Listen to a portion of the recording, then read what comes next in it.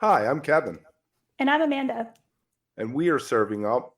All that jam.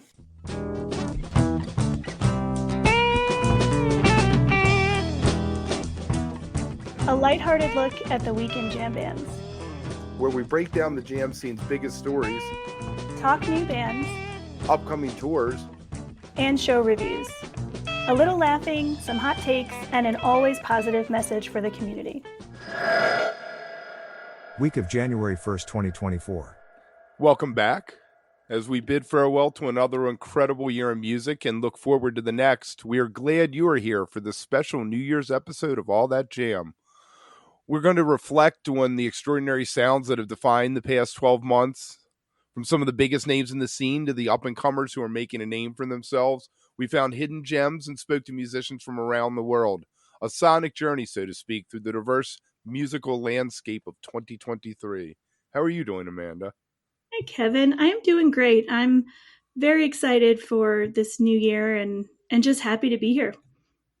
Well, I got to go to MSG the first night, see Fish, and I don't know. I feel like I got a cold now, so everything I ever think about it. The last time I went was the April 22 shows, and I got COVID. I never tested positive for it, but I know I was not right for 10 days after that. So it's just, I guess it's just being inside there and so many people from so many different places bringing in their germs. So, but I've been watching the rest of them live. I know you have. I got to watch Wolf Brothers and Umphreys in the mornings. And then I know you have something special coming up in a bit. Plus, we have our interview with Todd Clouser, which jumps all over.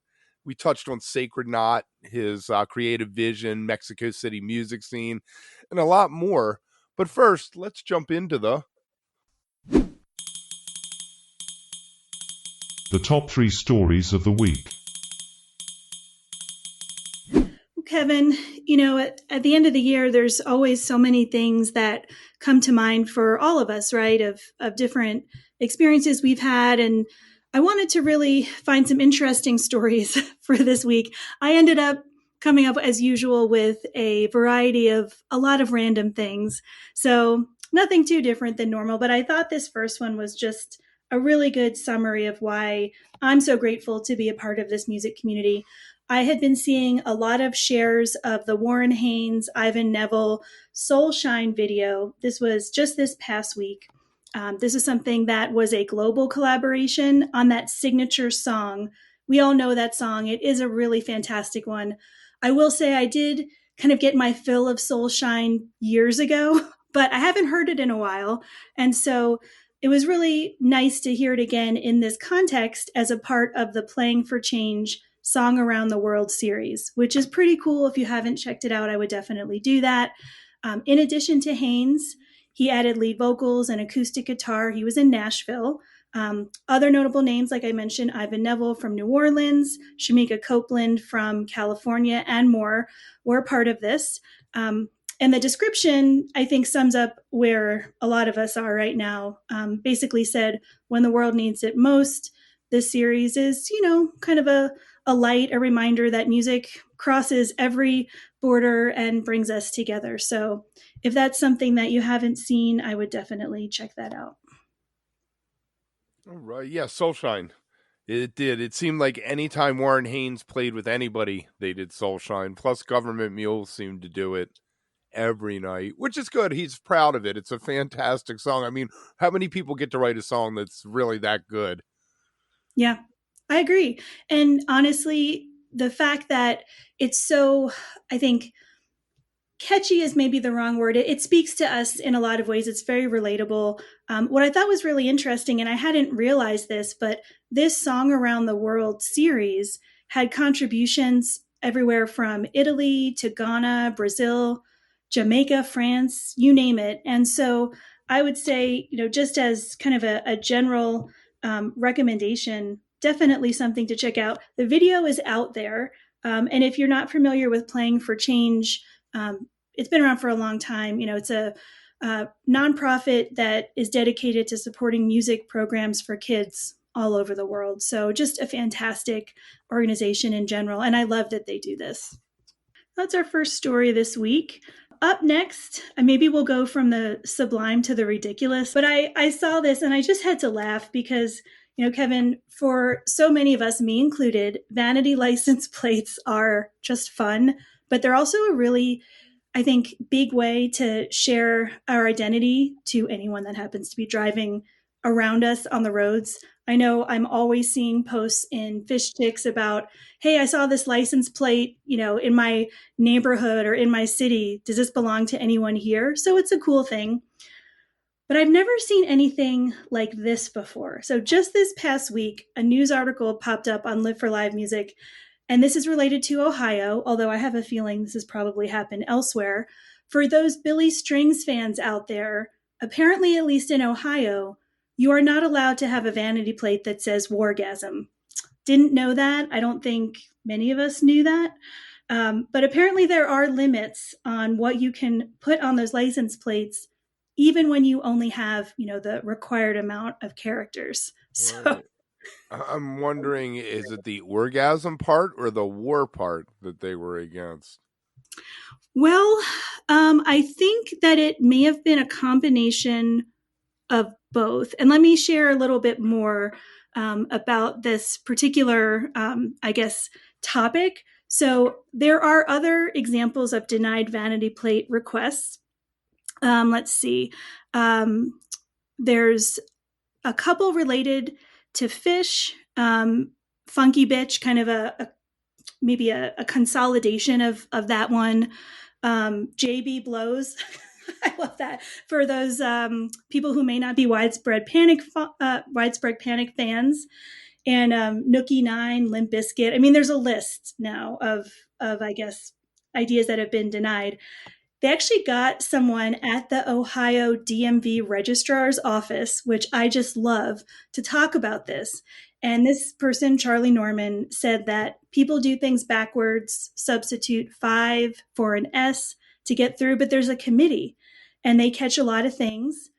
Said, nearly 100% of personalized requests are approved. And things get through. So maybe we'll post a link to the article so you can see some of the ones that did get through, ones you wouldn't think. But there's a lot that's banned, including apparently fart. You can't do that in North Carolina on a license plate. So I just got a kick out of this. This was kind of what I needed today to read, and I thought that other people might find that kind of funny too. So sorry, they're going to have to get a little more creative. Maybe switch some letters around or something. True fans will always get it. So I guess that's something to keep in mind. So that's that second story. And I'm actually very curious who out there might have one of those vanity plates that is like kind of right on that edge of being appropriate, because I know there's some really good ones out there. So that is our second story of the week. And then our third story, I actually came across this, Kevin, as you know, as I was looking into the Fish Studies Conference proposal deadline that's coming up in a few weeks. That's for that Oregon State University conference that happens in the spring. Somewhat similarly related to music and academia, David Gans is set to teach a Grateful Dead course at Stanford that's starting late in January. It's called Psychedelia and Groove, the Music and Culture of the Grateful Dead. And in case you're feeling a little bit bummed that you are not in that area, that part of the country, this is an online course, 6 weeks, costs about $400. And it's going to happen live on Zoom on Mondays. And I think it sounds pretty cool. Obviously, David Gans is someone who is extremely qualified to teach something like this. And he'll have Steve Silberman with him, as well as a whole bunch of journalists and, other music experts. I wonder how hard it is to teach a college, like to get a college to let you teach a class, because I would love to teach a class about punk rock. Yeah, I wonder. So I've definitely read about this over the years, just through my own, background, as I was just saying, as a researcher.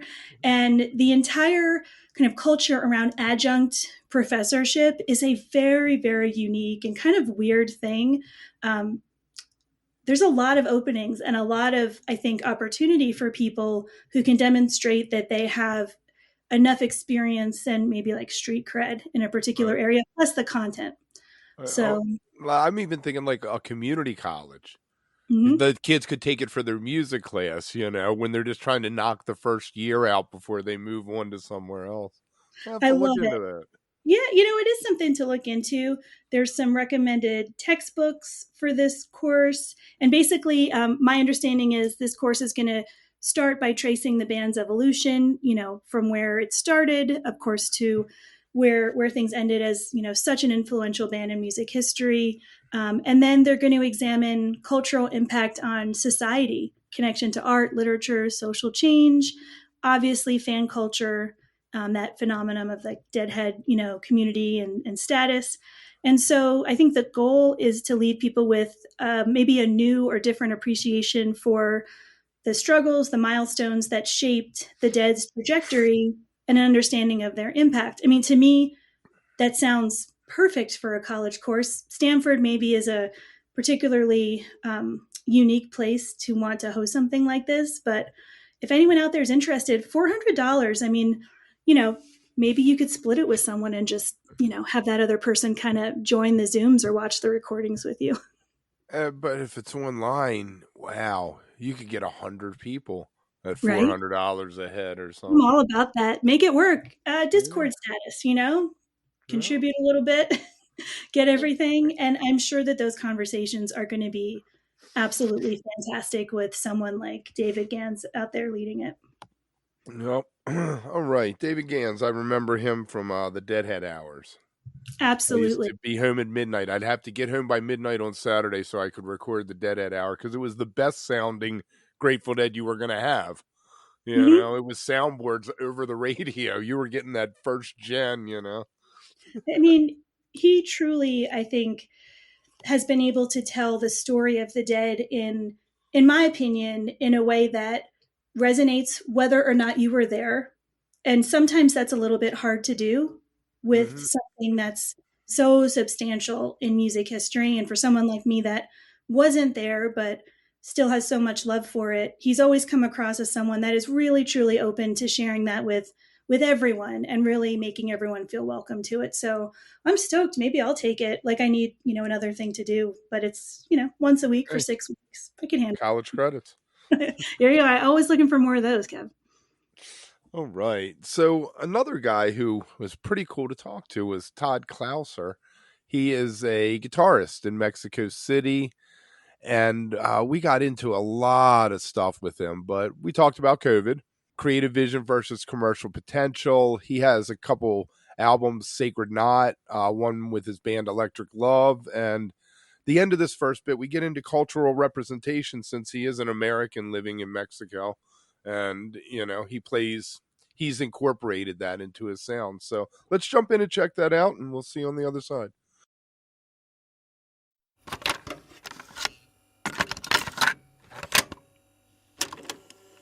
I wanted to ask you about Sacred Knot, the suite for solo electric guitar. How did that project come about?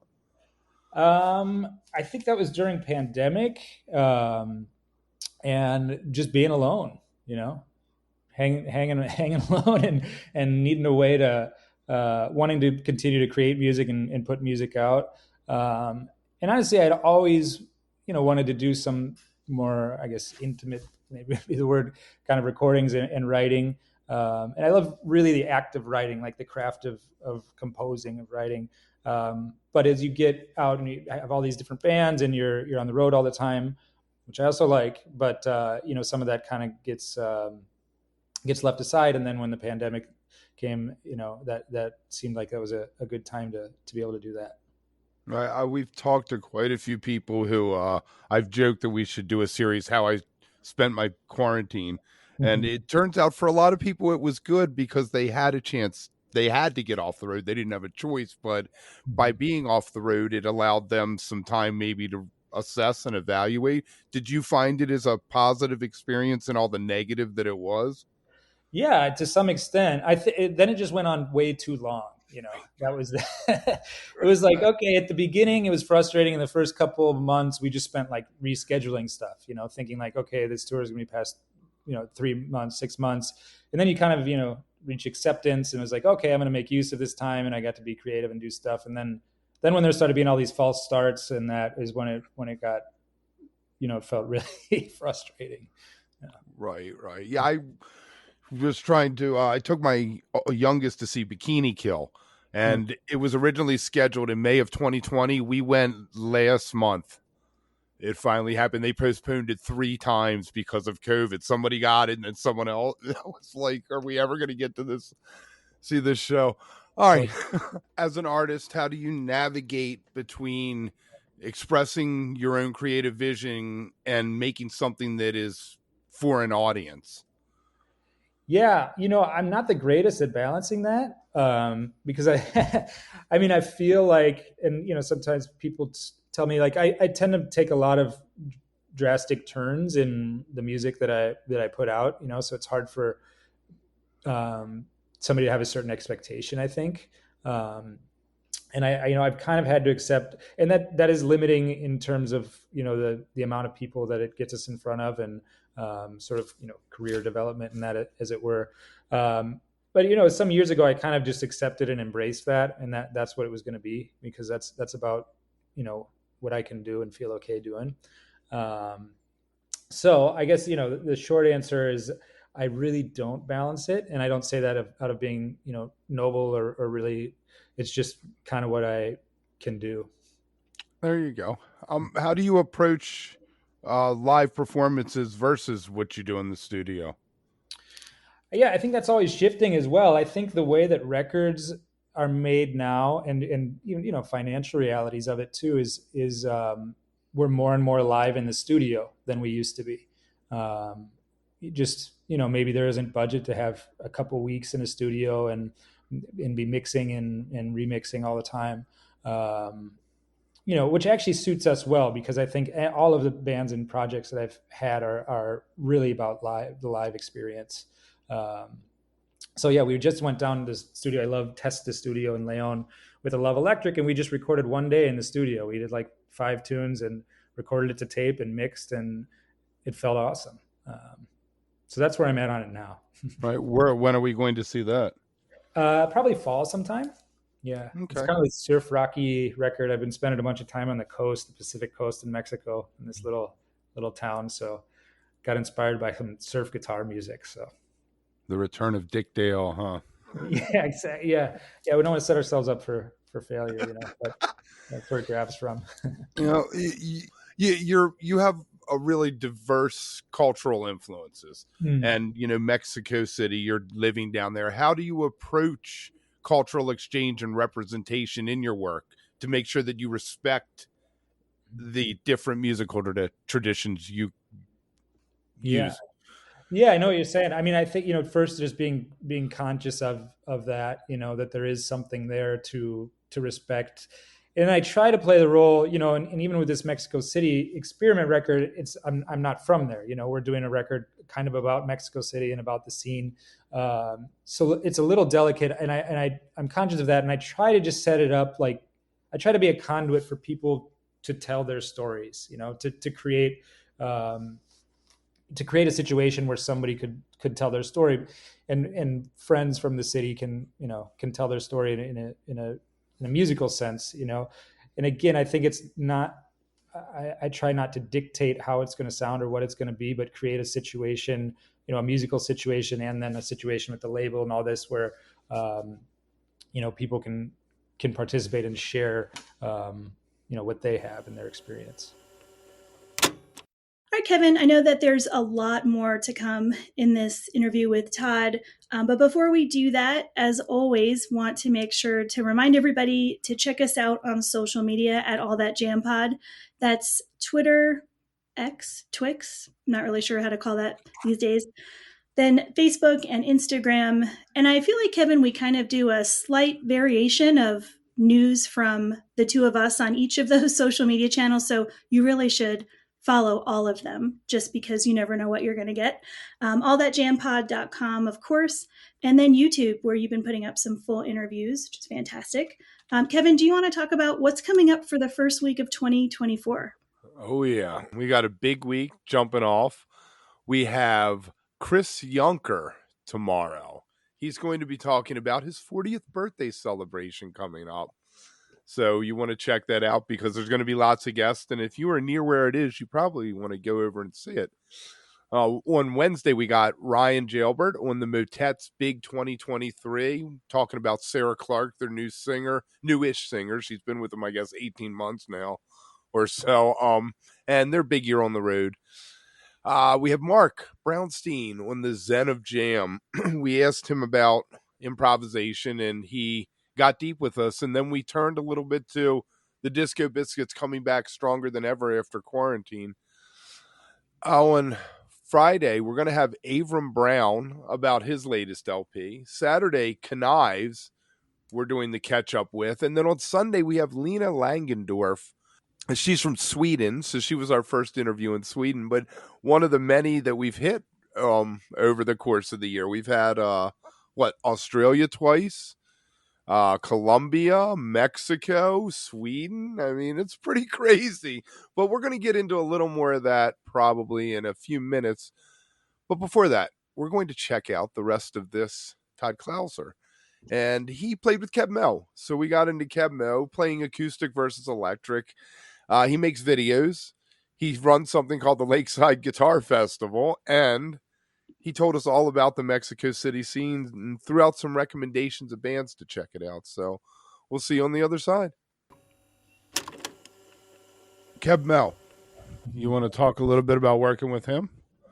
Yeah. I was really lucky. We had some friends in common that were playing and working with him, 20 some years ago. So I went to his house in Nashville. He had his basement studio, and he was doing his records, and he was doing this Memphis Beat TV show also, which was kind of funny. And those were like, within a day, that's what he was working on in his studio. And I was just kind of around. And it was inspiring to watch him. He's a real master songwriter too, which I didn't really understand until I was closer to him. And it was just really insane. He was just so committed and driven and working all the time. And then we just had him. I hadn't seen him for a number of years, and then we just had him at this festival that we do called Lakeside Guitar Festival in Minnesota. We just had him last August, and he came up and he played solo. Kind of a big space, but just had everybody just transfixed, and he just really tuned into somehow where people are at, and a way to communicate and tell stories and grab people. That's really something to watch. I didn't see much stuff with you on acoustic guitar. Where are you with that? Do you like playing acoustic, or is electric fit your vision more? I love playing acoustic guitar. I'm not a finger picker. So it depends what situation I get put in. I don't feel like I'm lying, but I love to play songs, sit with the acoustic guitar and play songs. And it's definitely something that I do quite a bit at home. And I have some gigs. I had this record come up called Time as a Healer that I did with Jesse Harris, a songwriter from New York City. Came out not long ago. And that was kind of a byproduct of the pandemic as well, and kind of hanging at home and having an acoustic guitar and doing songs. So, love to play acoustic guitar. I cannot pronounce this woman's last name, Renee, that you did In the Pines with. Yeah. Renee Moy. Yep. Yeah. Really cool singer from Mexico City. Yeah. I like that. I thought that was so fun. Now, is that a whole album? I just saw the one video. No, we just have we put out a few singles. We kind of just did it casually over the years. We had bandmates in common and became friends. So yeah, we did that In the Pines, and then we had a couple other songs, kind of more floaty songs. We had this song called Forgive Yourself, which that's the only words in the whole song. It's kind of like a mantra sort of thing that got put in a Netflix series called Who Killed Sarah? I don't know if you ever saw that one. Okay. It started in Mexico. Anyway, I don't get a lot of that stuff, but that was pretty sweet and quite a surprise. Now, did you do those videos yourself, or did you was somebody else in charge? I did that video. Yeah, the In the Pines one. Kind of, it was a time where we were traveling a lot, like in Peru and in Mexico, and there's some scenes in my apartment in Mexico City in that one too. So, yeah. You want to talk a little bit about being a visual artist and filmmaker, whereas the music is an auditory thing? It's like you're covering both sides there. Yeah, well, I definitely don't consider myself that, but I appreciate that that you might. Yeah, I think I think it's fun. It gives you something to do when you're out. If you have long travel days or these new spots, it's fun to be recording and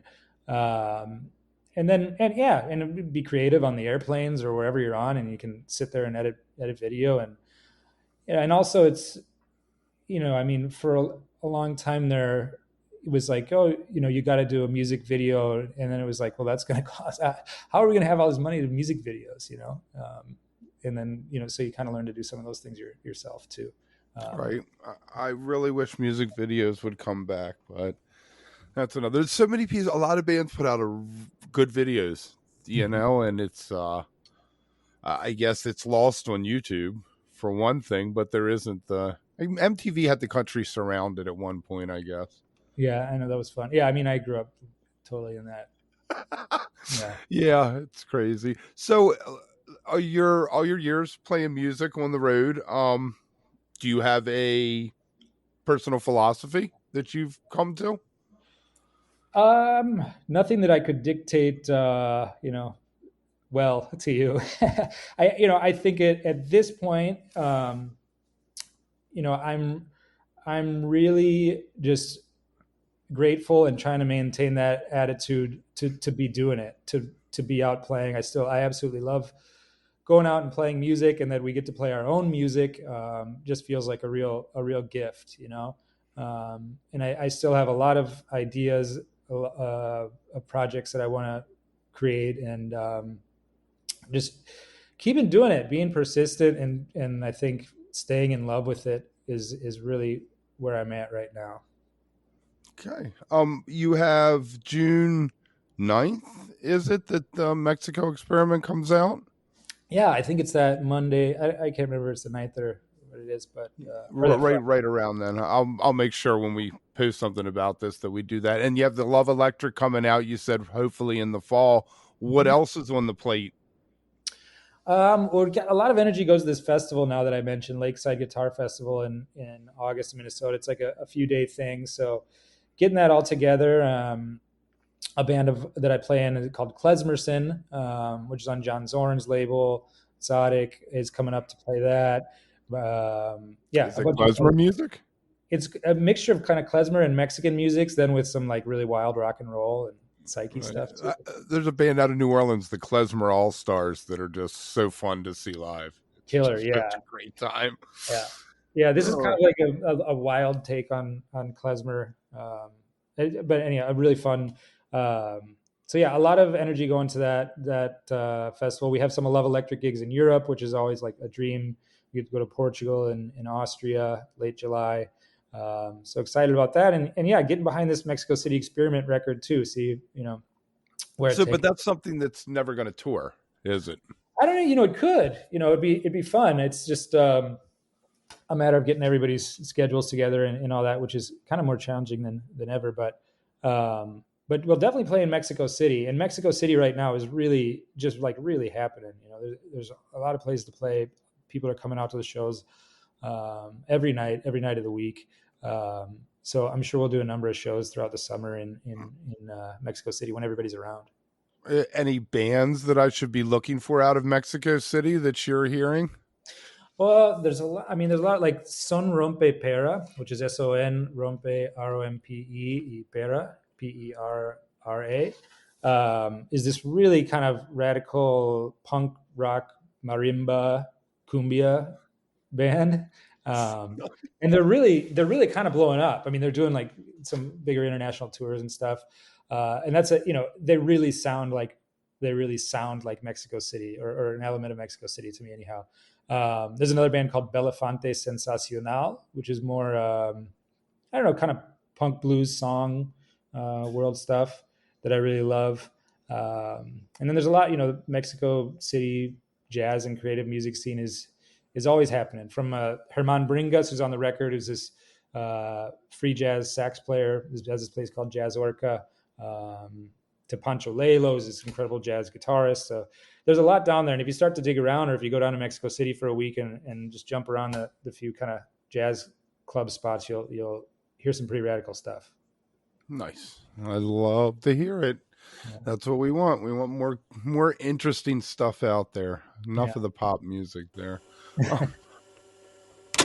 All right, Kevin, you know, one of the things that happens at the end of every year, of course, is we sit back, we think about, you know, the last 12 months. As always with any year, there are challenges, there are surprises. For me this year, and I know this is something that we've been talking about, not only the amount of content, but just, I think, the conversations that you and I have had with so many different people across the music scene has absolutely floored me. And it's pretty amazing. I mean, Kevin, 120 plus interviews. Did you think that that was going to happen? No, I did not. It kind of snowballed on us. And one of the interesting ones that we talked to were Galaxy Jams. And he was saying to us how he ended up with so many interviews and he didn't know how to keep up with releasing it. And I think we kind of felt what he was doing, but we found the perfect format for that, in being able to release the short bits every day and help out the artists and the musicians get their name out. Yeah, for sure. You know, and I guess as I was looking back at the list of everyone that we talked to, for me, there were a few conversations that jumped to mind. I think every single interview we did, I learned something. Maybe it helped me think about the scene or the industry in a different way. If nothing else, what it definitely showed me is the immense amount of work, passion, which we know that goes into being a musician and artist, but also I think the gratitude that everybody feels for what they're able to do, even in the midst of, you know, challenges that are just going to always be there. So one of the interviews that I think about and I smile instantly is George Porter Jr. Number one, I think for me, that was just such a name of somebody that obviously is so revered. And the fact that he joined our conversation like we have known him for decades, to me, was everything. Sitting on his couch, talking, sharing a lot of information, not totally sure how many gigs he's playing at Jazz Fest, being so honest and just happy. You know, that's someone that just loves what they do. I think we got to actually hear from, or even for a second talk to, some of his family members who were there kind of in the background. And so I don't know if you have any thoughts from that interview, but that's one that came to mind immediately for me. Yeah, George Porter, he's an incredible guy. He one time he actually took my tape deck and patched it into his so I could record the show because he was recording it. And I've always he's so down to earth. You know, there's no pretense, there's no hubris or anything. He's like, I'm just a guy who plays bass. Fantastic stuff. Also, another guy who was, I felt the same as that, it was Alan Evans. I mean, that we've referenced his comment about Medeski Martin and Wood, I think, as much as any comment. Probably Brian Haas's comment got mentioned more, but he was right there with the Medeski Martin and Wood just dropping into a slow song to screw with the people. I mean, for somebody, I think, to be able to, I think, look back on their own career with such grace and humility, honestly, but also just such a joy and reverence for it. I mean, that was one of those conversations that we probably could have continued for a lot longer than we did. And I believe we're going to be able to chat with Alan again soon. He always has so much going on. Kevin, you mentioned Brian. That 2-hour conversation that we had, to me, was just an incredible mix of someone who is such a virtuoso at their instrument, has done so much, and I think really is able to put all of that time that he has spent honing his craft into these musical experiences like Electric Beethoven, that I can't imagine being so good at a particular instrument. But he got there. We talked classical music. We talked about so many things. Was there anything that stood out for you with that conversation? Oh, it was the longest conversation, and it flew by. I mean, I looked up, and we were literally at an hour and 45 minutes. And he had whose house was he was at James Singleton's house, Mm-hmm. I guess. And James Singleton walked by and he's like, yeah, he gave me my work. I got to do my homework. And just his work ethic and how much, you walk in and you see him play, it's effortless. And you don't think about all the preparation that he puts into everything. Kevin, if I could end with just one more, Nigel Hall. This was recorded in June. And unfortunately, I know that you could not be there that day. And I have to admit, I was nervous. And nervousness is kind of my native emotion in a lot of ways. But this is someone who, gosh, I've just been listening to for so long. I love everything he does. I love what he brings to his craft. And I thought to myself, how am I going to ask him something that he hasn't been asked a million times before? And that's a thought that I have quite frequently. I shouldn't have even given that a second thought, because within 30 seconds of starting that conversation, it was the easiest discourse. And as a human to another human, something that really jumped out at me a couple of minutes into that interview was, this is someone who has seen a lot, been through a lot, and is constantly striving in his own way to learn more, do more, and just be so grateful to be doing all of it. And he says it much better than I ever could. But that's one I'm always going to be particularly thankful for, because I really needed that conversation on that day. Right. And so honest. So he was so honest about sobriety. mm-hmm. Same thing with Mike Dillon, talking about running into William Burroughs at a methadone clinic and thinking to himself, what am I doing? And that being the impetus for him to walk away from it. And he said something really cool to me. Cigarettes came up and I was like, yeah, I'm cut it down to 3-4 a day. And he's like, I'm all about harm reduction. And I was like, I like that. That's a good way to look at that, Absolutely. I mean, we could probably sit and give thoughts and our own reactions to all of these conversations. There's just so much. And I know we already have some things lined up for 24, going to go in maybe some of the same directions, but also try some different things too. And honestly, Kevin, I just cannot wait to see what happens in the next 12 months. I'm with you. It's going to be fantastic. And with that, we're going to go get ourselves ready to watch the Fish Show. I think Amanda and I are both watching it. A little secret. This is going to be released after it happens, but she was going to be on Wook Plus with me tonight. So head over to Wook Plus and check it out, and you can see what we really look like. And with that, I'm going to say, stay beautiful, but don't stay underground too long. I'll see you soon, Amanda. All right, Happy New Year, Kevin.